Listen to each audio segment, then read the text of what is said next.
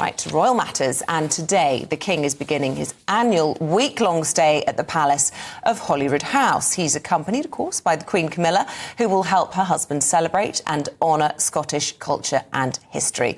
Well, joining us now from the Palace of Holyroodhouse is GBNews royal correspondent Cameron Walker. Good morning to you. It looks absolutely stunning where you are in front of the King's gallery there.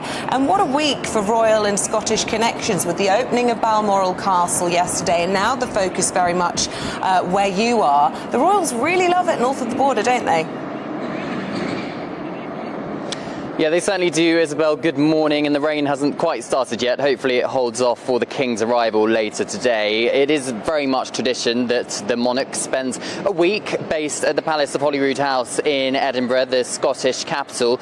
This year, though, slightly different, and that is because of the general election. It's a very slimmed down week. It's just 2 days. Two reasons for that, of course. First of all is that the King and the Queen and other members of the royal family can't carry out any engagements which could distract from the general election. And the second reason is, of course, that the King has a very important constitutional role to play on Friday back in London, where he will invite somebody, whoever that may be, to form a government and thus be Prime Minister for the next 5 years or so. The King and Queen have spent time at Birk Hall over the last couple of days. That's their private home very close to the Scottish Balmoral estate. As you said, the Balmoral Castle opens to the public for the first time yesterday, so 40 lucky visitors yesterday got to see inside that castle, and that was King Charles's decision to open it up for the first time. But here in Edinburgh later today, he will be inspecting a guard of honour, and then will take part in the traditional ceremony of the keys, where the Lord Provost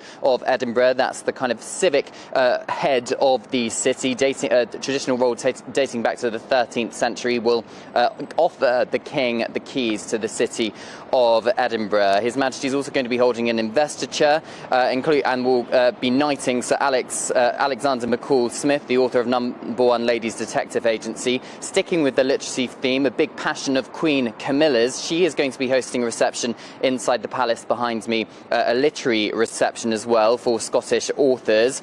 They are then going to be joining the Duke and Duchess of Edinburgh and host a magnificent garden party in the grounds of Holyroodhouse. Hopefully the weather holds off for that. If you remember the drowned scenes of Prince William hosting with the younger royals in Buckingham Palace back in May, I think we'll be hoping not for that here in Edinburgh. But of course, Princess Anne, the Princess Royal, she was meant to be joining the King and Queen this week. She is still recovering from her horse-related injury at her home in Gloucestershire. She said yesterday she was very sad to be missing the World War I commemorations in Canada, which of course she missed her royal tour to Canada late last week. Then tomorrow, Prince William is going to be joining the King and Queen and other members of the royal family for a service in St Giles Cathedral, the Thistle service, where Queen Camilla and the Duke of Edinburgh, Prince Edward, will be joining that ancient order. And then they will be all celebrating the 900th anniversary of the city of Edinburgh at Edinburgh Castle tomorrow as well. So it's a very busy week. Of course, the King's still undergoing cancer treatment. He's got 2 days worth of engagements here in Edinburgh, and then is going to have to hotfoot it back to London to take part, as I said earlier, in the general election constitutional duties. Oh, fantastic. OK, thanks very much. Yes, he could be welcoming a brand new Prime Minister, couldn't he, come the end of the week? So very busy for them indeed. We'll see you a little bit later on. Thanks, Cameron.